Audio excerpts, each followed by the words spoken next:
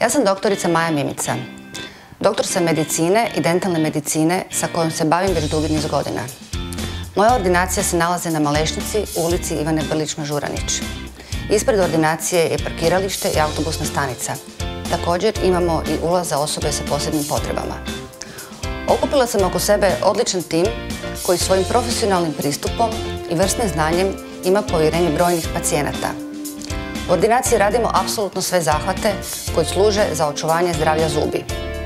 Od manjih zahvata kao što su čišćenje zubi, saniranje karijesa, liječenje bolesti parodonta, vađenja zubi, do kompleksnih zahvata koji uključuju planiranje i izradu velikih protetskih nadomjestaka te ugradnje implantata.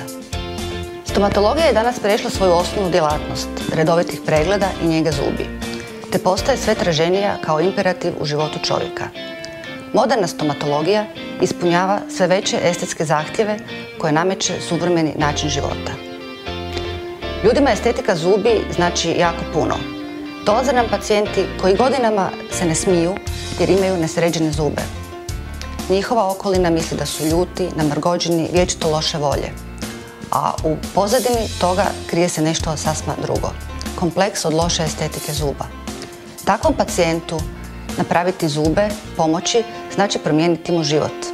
Nakon što dobije nove zube, on promijeni karakter, dobije samopouzdanje, pronađe novi posao, ljubav, cijeli život mu se izokrene. Potičemo naše pacijente na promjenu amalgamskih ispuna, koji su estetski loši i funkcionalno neadekvatni, jer nisu kemijski vezani za zubno tkivo. A također sve se više piše o toksičnom otpuštanju žive iz amalgamskih plombi u krvotok.